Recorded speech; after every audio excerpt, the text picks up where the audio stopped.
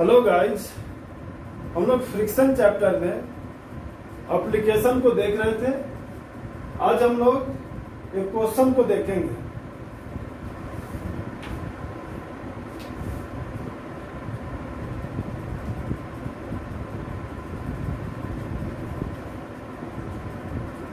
एक horizontal table है,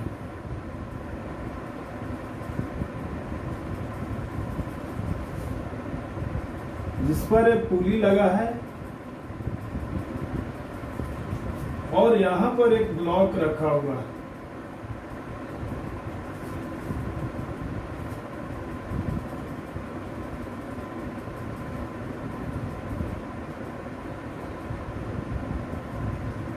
और सेकेंड ब्लॉक हैंगिंग किया हुआ है, हैंग करके।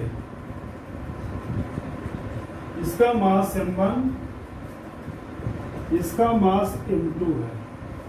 यहाँ टेंशन T, यहाँ पर टेंशन T लगेगा।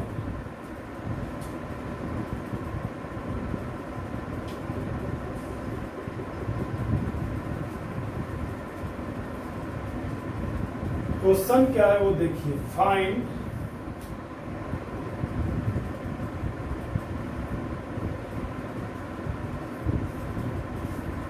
an acceleration of block. Find an acceleration of block.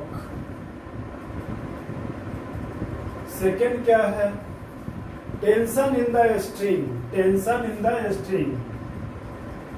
Tension in the string. और थर्ड क्या है? Force of friction acting on block m1। Third number पे है force of friction acting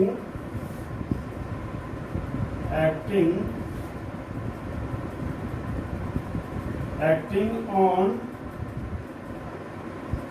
block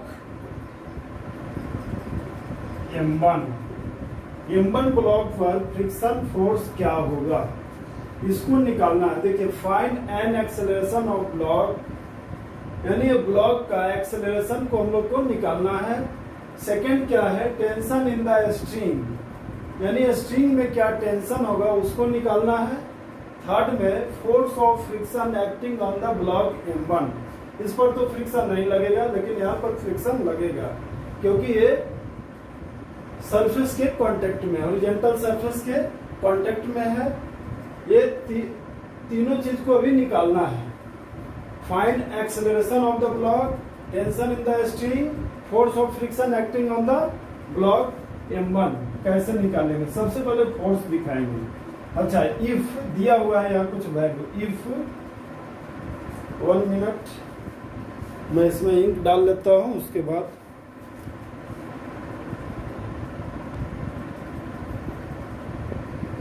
इस video में clear नहीं दिख रहा है, मैं इसको मिटा करके फिर से लिख देता हूँ।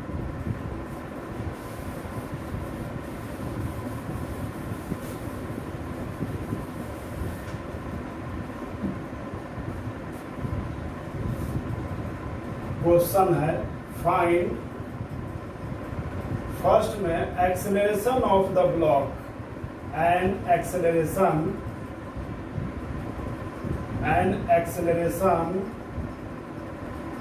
Of the block. Second, tension in the string, tension in the string. Third में आपको दिया है force of friction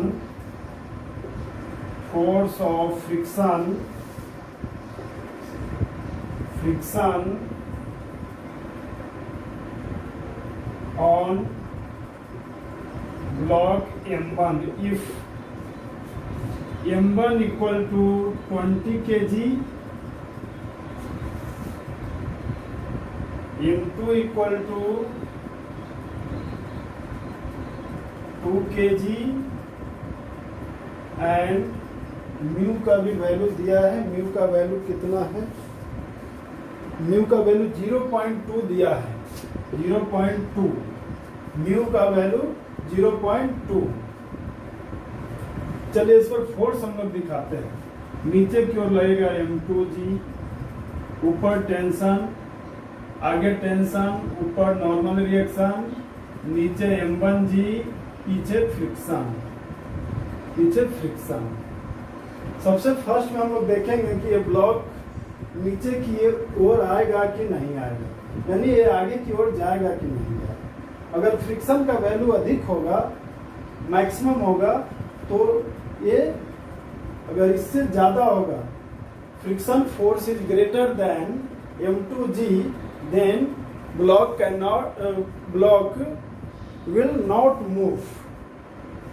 if m2 is greater than friction force of friction, block move along a acceleration। अब देखिए हम लोग देखते हैं, सबसे पहले m2 का वैल्यू निकालेंगे। तो m2g इक्वल टू आ गया कितना?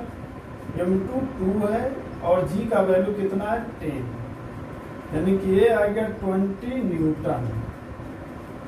यानी m2 इक्वल टू कितना? 2 kg, यानी ये इसका वैल्यू जो आएगा वो कितना आएगा? 20 न्यूटन। 20 न्यूटन आ गया।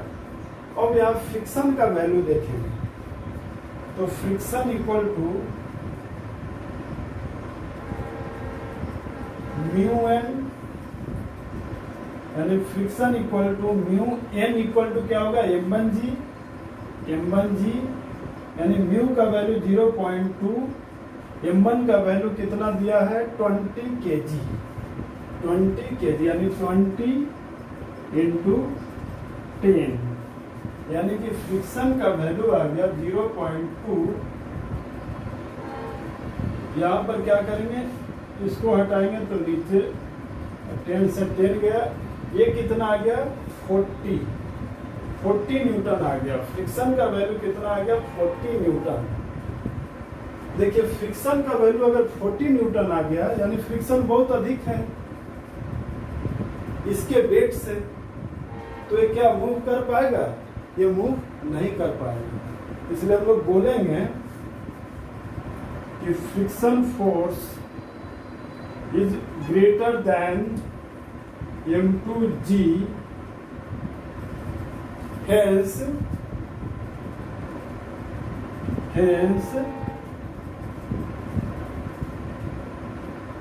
block will not move, block will not move. ये क्या होगा? Friction force is greater than m2g, hence block will not move. यदि ब्लॉक मूव नहीं करेगा तो एक्सेलरेशन क्या होगा? देन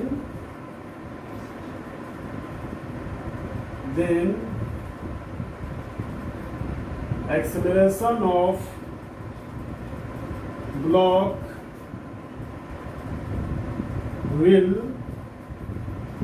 जीरो, यानी कि ब्लॉक का जो एक्सेलरेशन होगा वो क्या हो जाएगा?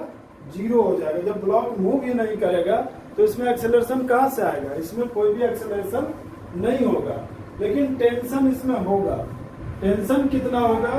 तो जो इसका वेट रहेगा उतना ही टेंशन होगा, यानी T इक्वल टू हम लोग लिख सकते हैं। इसको मिटा देता हूं, पर इसको नोट पहले कर लीजिए, फिर इसको मिटा देता हूं।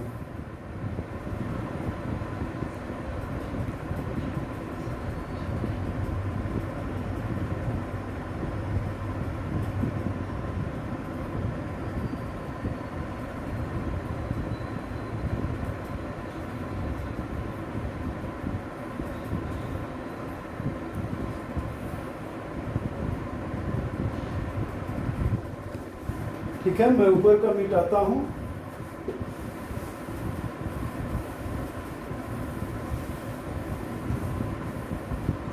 अब यहां से देखिए हम लोग टेंशन निकालेंगे, तो T इक्वल टू T ऊपर की ओर नीचे M2G, यानी टेंशन इसमें किसके कारण है? M2G के कारण, यानी T इक्वल टू M2G, यानी T इक्वल टू M2 का वैल्यू 2 kg और G का वैल्यू 10, यानी T इक्वल टू 2 into 10 यानी 20 न्यूटन। ये टेंशन का वैल्यू आपका आ चुका है। अब हम लोग फ्रिक्शन, स्टैटिक फ्रिक्शन हो जाएगा। इसमें क्या हो जाएगा? Static friction. ये फ्रिक्शन का वैल्यू क्या हो जाएगा? जो टेंशन का वैल्यू होगा वही क्या हो जाएगा? फ्रिक्शन का वैल्यू हो जाएगा।